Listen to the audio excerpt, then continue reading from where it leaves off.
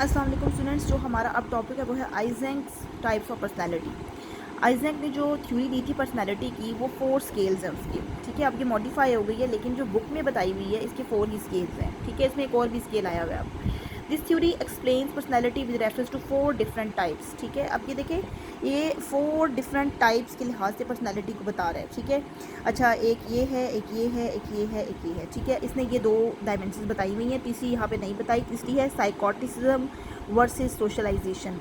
सबसे पहले हम देखते हैं इंट्रोवर्जन एक्सट्रोवर्जन। इसने बहुत सारे जिसे कहते हैं कि ट्रेड्स को स्टडी किया था, ठीक है, बहुत सारे इंडिविजुअल को स्टडी किया था।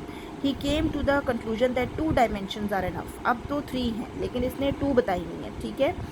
ही believe that different individual possesses these traits in varying proportion. वो कह रहे हैं कि ये वाले ट्रेड्स जो हैं जिसे कहते हैं कि किसी में ज़्यादा है किसी में कम है, ठीक है। कोई बंदा इंट्रोवर्ट ज़्यादा है, कोई बंदा एक्सट्रोवर्ट ज़्यादा है। अपने ऊपर पढ़ लिया इंट्रोवर्जन क्या होता है, एक्सट्रोवर्जन क्या होता है।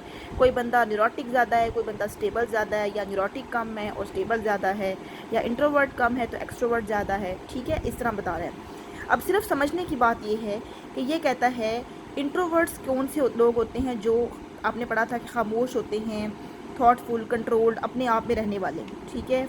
जो एक्सट्रोवर्ट होते हैं वो लोगों में रहने वाले, फ्रेंडली, बातूनी किस्म के और एक्टिव लोग होते हैं, ठीक है।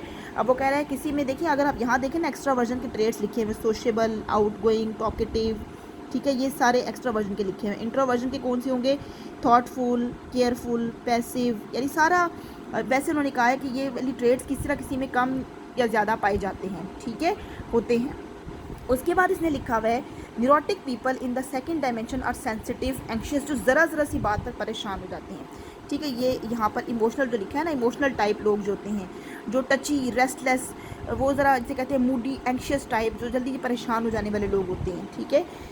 और जो स्टेबल लोग होते हैं वो कैसे होते होंगे? Graceful, reliable and even tempered, जो अपने जज्बात पे काबू रखते हैं, ठीक है। और उसके अलावा क्या उसे कहते हैं कि जिन पे लोग भरोसा भी कर सकते हैं, ठीक है। इवन टेम्पर्ड, जो बहुत जल्दी गुस्से में नहीं आते, ठीक है। तो यहाँ स्टेबल वाले भी आप देख लें कि ये उसने कहा है कि यहाँ पे 2 डायमेंशन पर्सनैलिटी को डिफ़ाइन करने के लिए काफ़ी हैं। तो इमोशनल कैसे लोग होते होंगे, स्टेबल कैसे होते होंगे। इमोशनल का नाम उसने न्यूरोटिसिज्म यहाँ लिखा हुआ है, ठीक है।